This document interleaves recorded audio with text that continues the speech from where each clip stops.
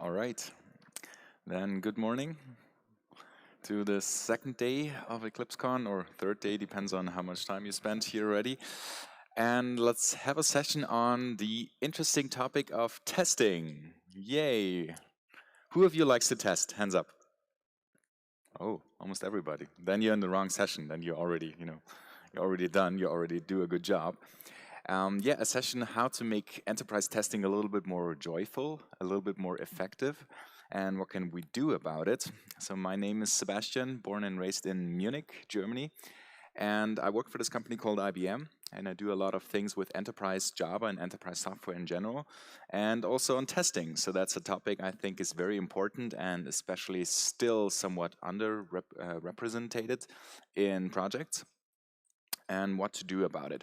And a few things that I want to show you how to make it a little bit more effective, and especially what I want to focus on is an approach where you have, well, a more real-world project, especially if you see some conference presentations or some articles and material out there. It's very easy to find some, well, examples on some test technology, test frameworks for an easy Hello World-like example. But from my experience, if you look into real-world projects, then it's somewhat different if you have a more complex project and especially more test scenarios and more test cases, and how to keep them maintainable and how to make sure that once production code changes, you don't have to change 100 tests that don't compile anymore, right? Because that is the point where it's not that joyful. So for that reason, what I have for you is a project, and I like coffee. So that is why I have a what is called coffee shop project, and one that is at least, I mean, it's still an example project, but at least complicated or complex enough. So we have already some, some things to deal with. So we have a coffee shop application that has a database, so at least some persistence that we will deal with the whole test thing that the user will use. So the user will go to the coffee shop to interact with it. And then we also have a backend that is called the barista, like the friendly person who makes your coffee. And that communication is done in an asynchronous approach, just to make it a little bit more, well, complex if you want, because it's still a little bit more effort than doing that in a synchronous fashion. And, well, let's dive into the code immediately, because that's, I think, the most interesting part.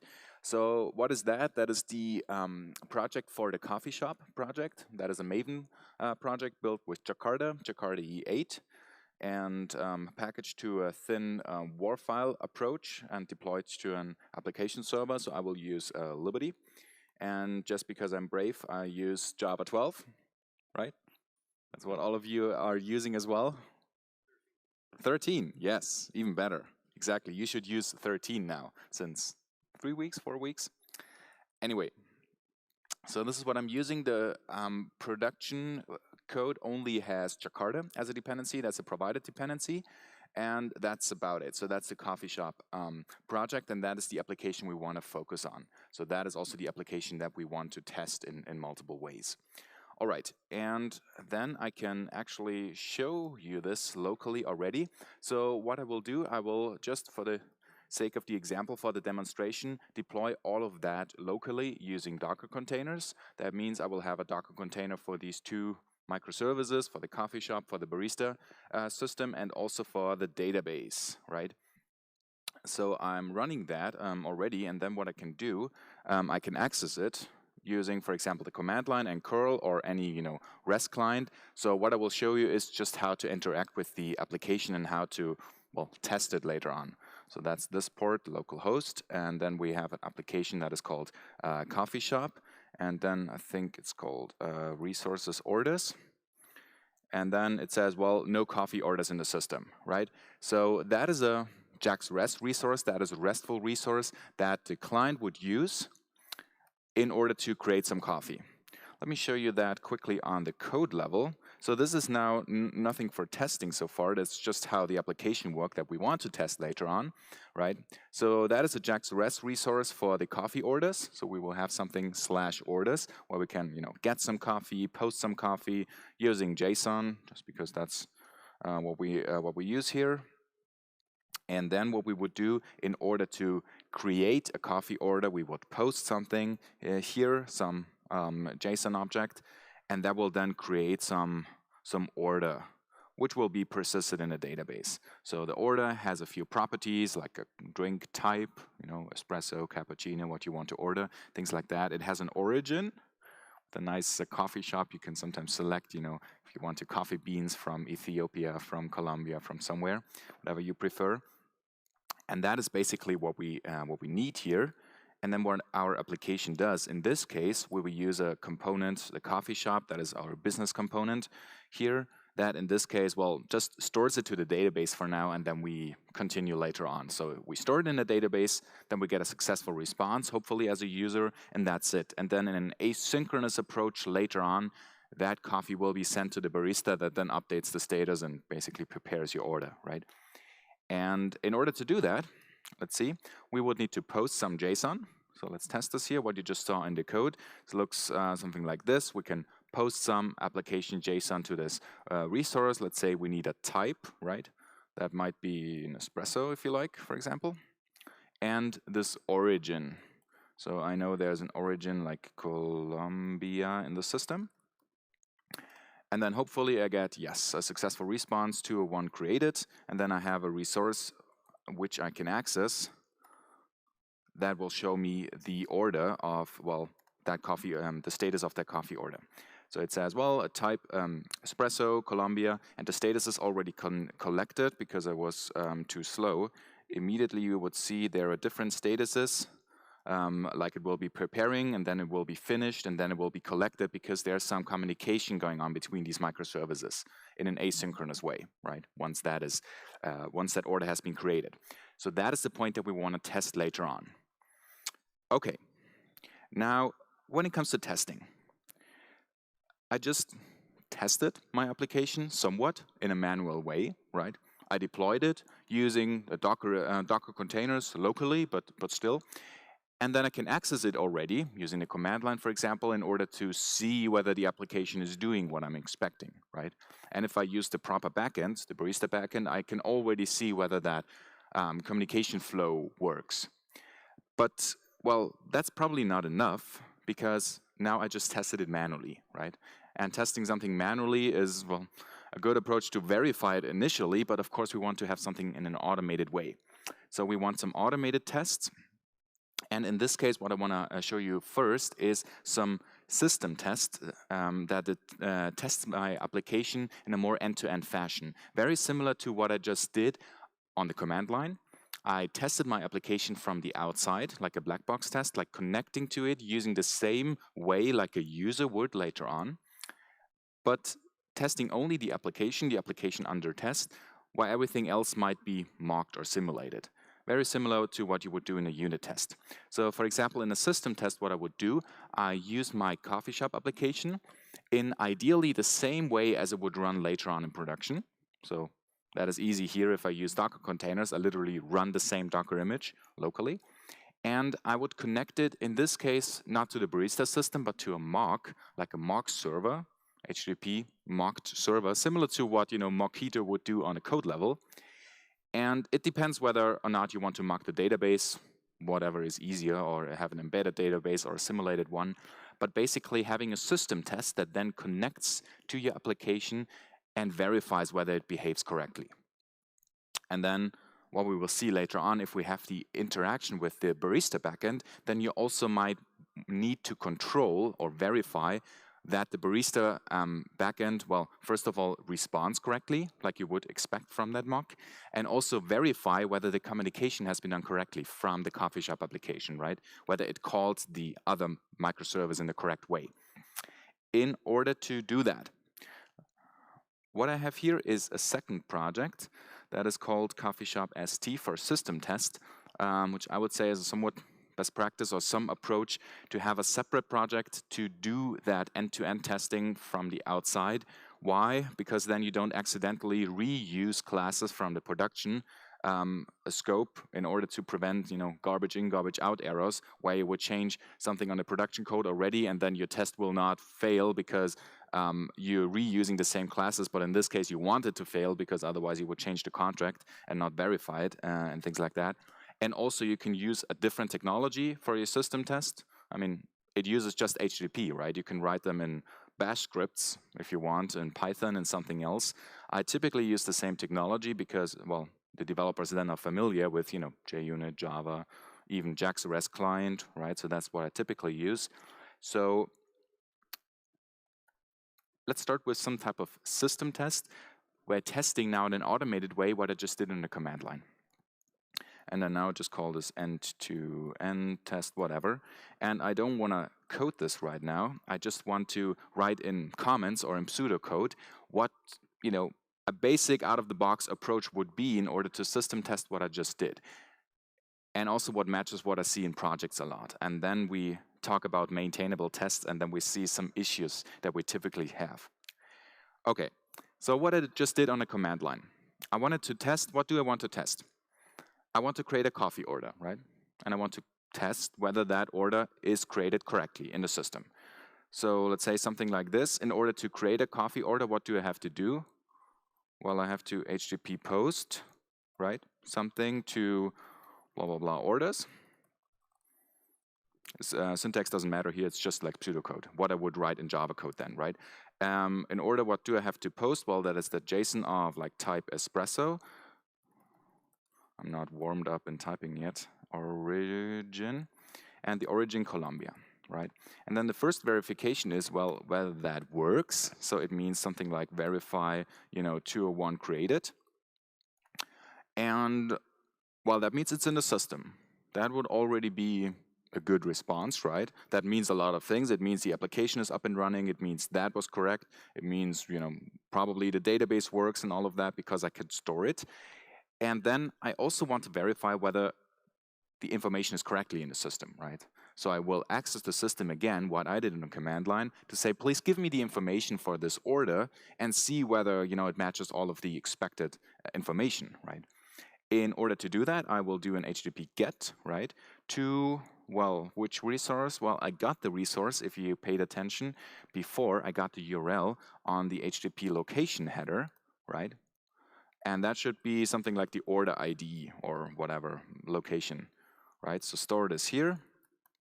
And in this case, please HTTP get the order ID, that location, order / whatever. And now verify whether, well, espresso from Colombia, right? So something like this in pseudocode. So that is how I at least typically see a lot of end-to-end tests, a lot of system tests, if you want, right? You've probably seen something like this, similar, right? And then just in Java code, so what I would do is like write a Jax REST client or a Spring REST template or plain HTTP client and now do the HTTP post for that resource. The problem with that is it's not necessarily maintainable or a good idea. Why? Well, let's do it this way. What happens if tomorrow I implement a new feature and besides espresso, I also support cappuccino, right? So what you do, well, of course, you take the whole thing, you copy paste, right? One thing is test espresso, the other thing is test cappuccino, and then you say, oh, what do I have to change? Well, this one, cappuccino, and this one, right? Okay, then of course, in the next day you support not only Colombia, but also, Ethiopia or a different country, and, now you take everything and you see where this is going. And that is even an easy change. What happens if, like, the structure changes, like that JSON structure for the communication? Or even better, what happens if you swap HTTP for something else? Or you want to use gRPC or, a different protocol? Well, then basically that happens where testing is not that joyful, because then you now have 200 of test cases that you wrote over the last months and years that you can throw away, right? Maybe not the best approach. Okay, what we should do instead, and this should be not that surprising because on the production code we do that all the time, we should introduce some proper code quality, especially, best practices and approaches like crafting proper abstraction layers, separating the concerns, and introducing delegates by basically using the same means you would use in production code as well, right? Because what that test just did is, well, it does too many things. It has too many concerns, right? So rather than saying, well, we have one concern that is that test scenario, the abstract question, what do we want to test? We want to create a coffee order, right?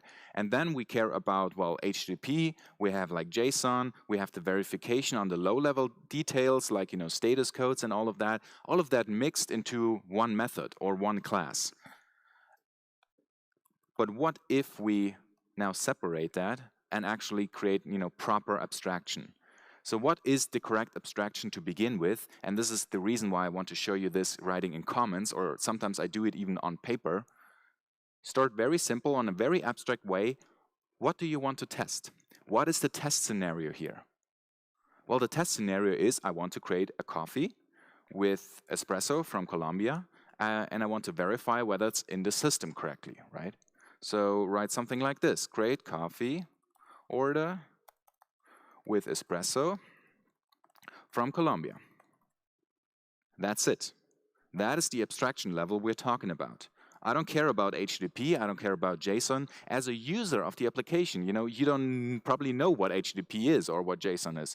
You know what a coffee order is and you care about espresso from Colombia, but how that works, well, doesn't matter at this stage. And then later on, say something like, you know, verify order in the system, you know, has espresso from Colombia, right? So in this case is, well, you would create it in that way, and then you say, you know, give me the order identification, whatever that means, and then verify whether that order with the identification has that information, right? So as a tester or as an engineer with that testing hat on you, you would write it in that abstract way. Now, how do you create a coffee order? Well, it doesn't matter at this point, right? What we would do typically, you would introduce a delegate that then, you know, does it in that way. And I have something prepared for you. Very similar thing that I here call create order test that now does exactly this. So that method tests what I just wrote in comments. Let's start here. What you do, you create a new order with, well, espresso from Colombia. You know, very basic on that way, espresso, Colombia. And then you say coffee order system, some delegate, whatever that is, create order. That's it. You don't talk about HTTP, you don't talk about status codes, no, create order. What you get back is a identification that happens to be a URI. And then later on say, okay, now coffee order system, please get me the order for this identifier. And then, well, assert whether that's equal to what I just had before, like the type matches, origin matches. And if you want, you can assert that, you know, now the size is of all coffee orders increased and things like that. But that's it. That is the abstract level that you want to test. And how it is implemented, well, if you care, then again, delegation, abstraction layers, the same thing that you would do in production code, that is delegated to this, well, delegate to this class. And it's super easy, you know, that's a simple Java class, nothing fancy. That's not forbidden in test code. That's actually a good idea, right? To refactor, to create these delegates, to delegate whatever you want to implement, and that you see, you know, it still uses JAX-RS on the client side, says, please connect to this URL, you can configure it and blah, blah. And if you want to, well, what does it mean, create order? If you want to create an order, then you say, okay, now I actually send a request to whatever, this using this JSON and then HTTP post to that target and so on and so forth. And you already can verify on low-level details, like what does it mean if I am successful? That means I have a, you know, successful HTTP status and things like that. You can verify the JSON response on that abstraction layer, on that low-level layer. Everything else is done in that test, right? Now, if you think about it, that is much more maintainable. Because if you now introduce a thing like, you know, not only espresso but cappuccino, well, then you don't have to copy 100 lines of code, but it's just, you know, small. You can see the details because it's obvious, it's readable, it's right there. the details of your test scenario is not buried in 200 lines of code. It's like just what you want to have, like espresso, Colombia, create order. That's easy and that's understandable for domain-focused people, right? Even if you're not an engineer, even if you don't know what HTTP is.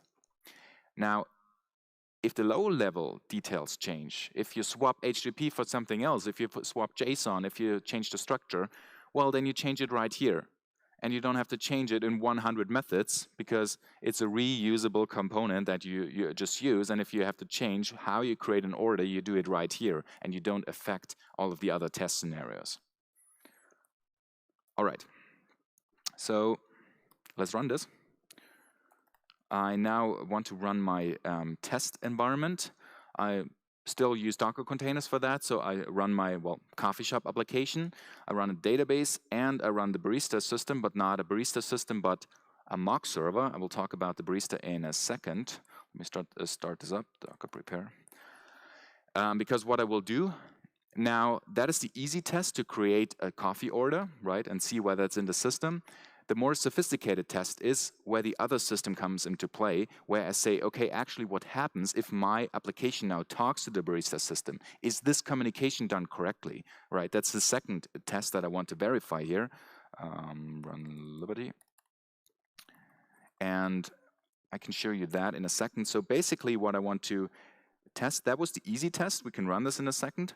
And now the more sophisticated one is to see, okay, actually, if I want to test and verify that more sophisticated workflow of that example, what happens if I create a coffee order and then this order is being sent back and forth to the barista system, whether that works correctly? Well, to answer that, same story. What you would introduce is more abstract component that implements barista system, how you would interact with the barista system, right? So the barista system in this case is a mock, uses mock server that accepts any HTTP responses that you want to send it. And then what you would do is to say, hey, dear mock server, the same that you would do in a code level in a unit test. Now you're going to have a request response that looks like this, and if you get that request, please respond, accordingly. Please send the correct response depending on the request that you get. And in this case, what I will have, well, if I create a coffee order, then I know that I'm going to send, this order to the barista system, and then I want the barista system to respond with the correct status and the correct response, right? So what I will do, same story, I create a coffee order, and then I tell the barista system, hey, barista, please answer for this order accordingly with the correct status. So you will soon get the information for that order, and now please say that the status is, preparing. Okay. Then what we do again, we go to the coffee order, see whether the information is correct, and now what we do, well, we wait for that communication to happen. We now want to verify whether that communication is correct with the barista system. Now, since that communication is asynchronous, we cannot do it right away because we don't know whether that already happened, right? So what we have to do, wait for process and get, well, we basically have to say wait for invocation. We have to wait for it, right? It's asynchronous. We cannot guarantee that it's already happened, so the best thing we can do is just wait with a timeout and say we think we know it should happen within that time period. So fail if not, and once that is the case, then get the new information and now verify whether it's now preparing, whether you updated that status. So now go to the coffee shop again and see whether that information has been updated, right? And then actually the same thing again, because we have multiple status transitions, and check whether now it's been finished.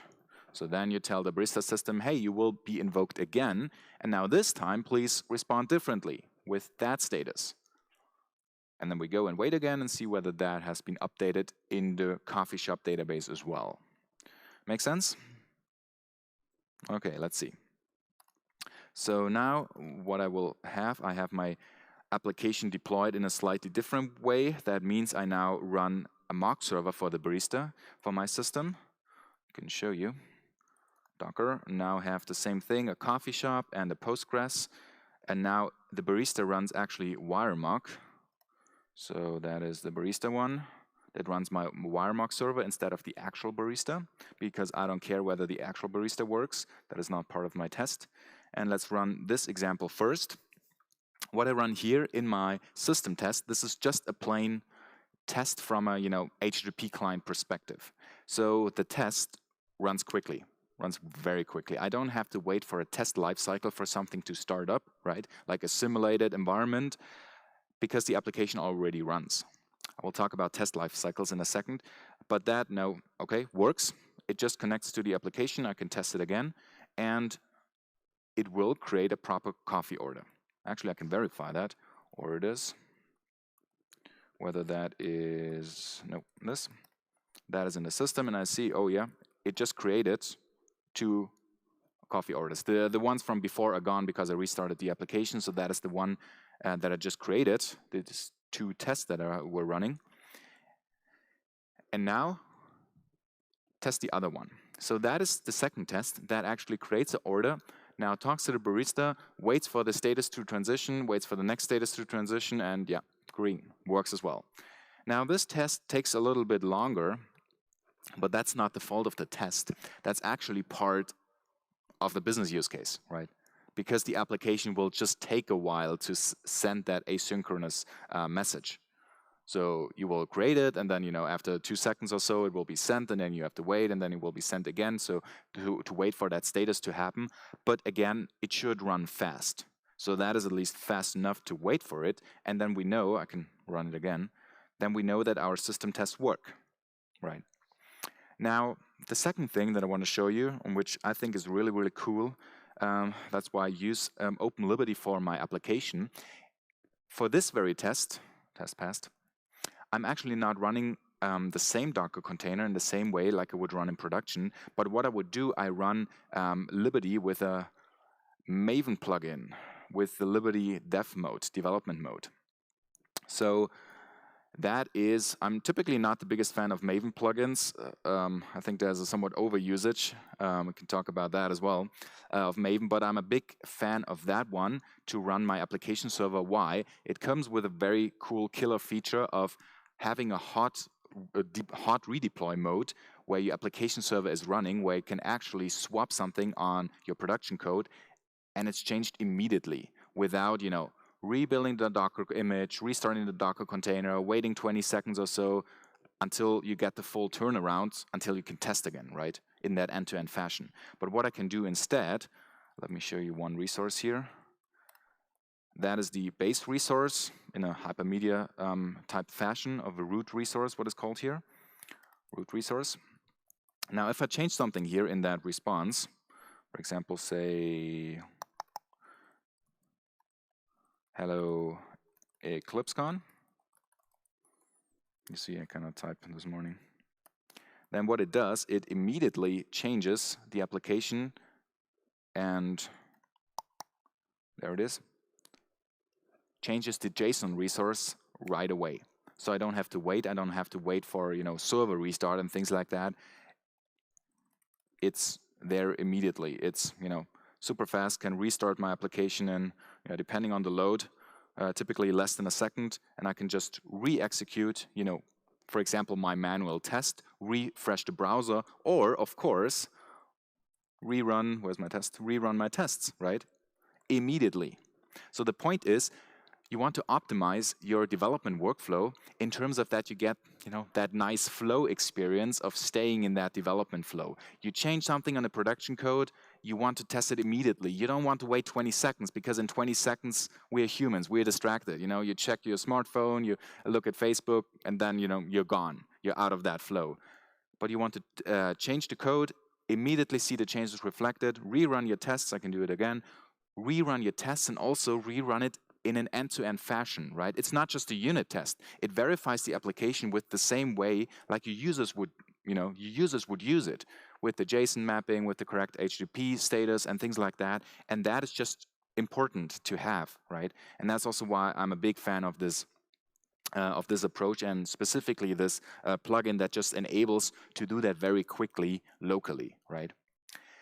And well, talking about test lifecycles, that's actually also the reason why I typically tend to use the test technology in a very basic way, by not having any specific test runners or anything else. That is just JUnit tests. Why? Well, JUnit is widely used. For the system test, it actually doesn't matter. I could use a main method or whatever, right? But in this case, it's just easy to set up, and it runs quickly.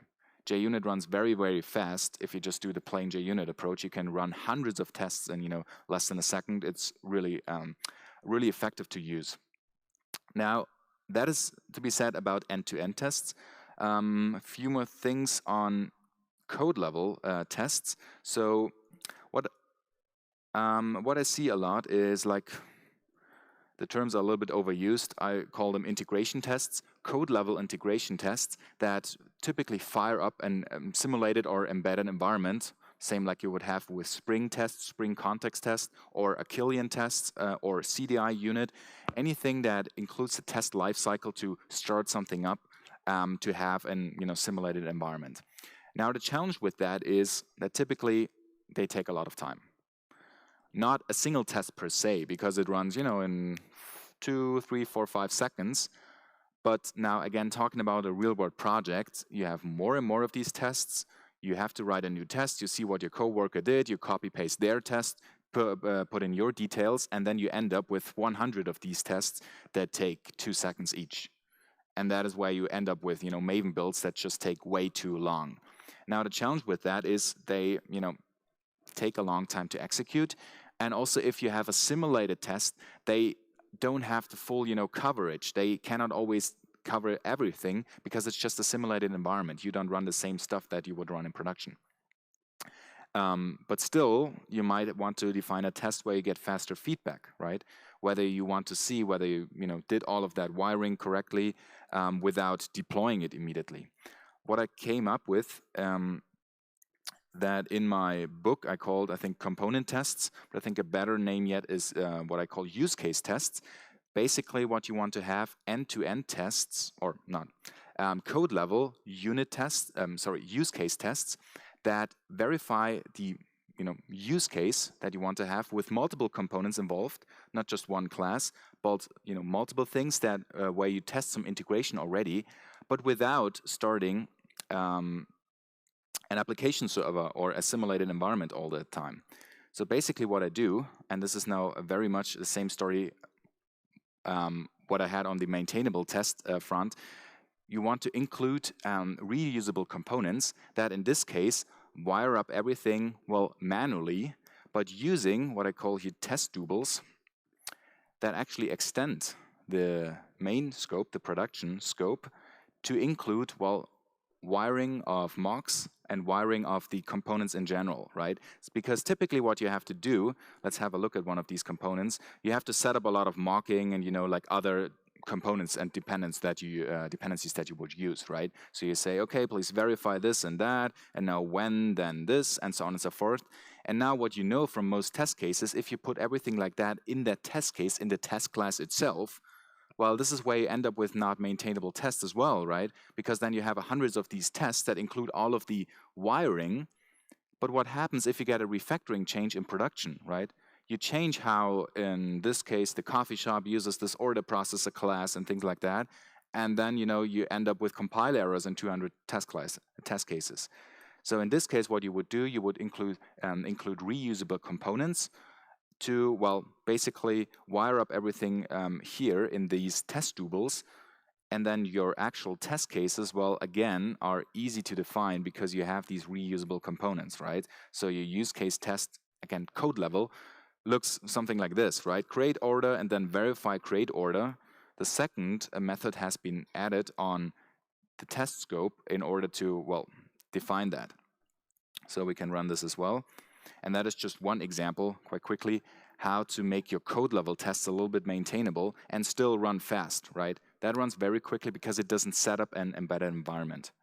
So just as some key takeaways, what I really care about. First of all, the test code quality, it matters. It's not forbidden to care about that. It's actually a good idea to, refactor your code, to introduce reusable components, to care about mostly proper abstraction layers and, delegation.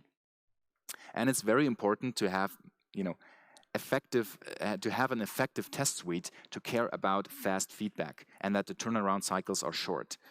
And from my experience, it's very helpful to separate the test life cycles, to not have a test class that tries to set up everything, because typically then it's harder to separate, what you would like to reuse. So for example, if you have a test class that wants to set up like containers, or that wants to set up that embedded environment, then it's harder to say, okay, now I have a second test class, and now I want the first test class to set it up and then keep it running so the second can reuse it.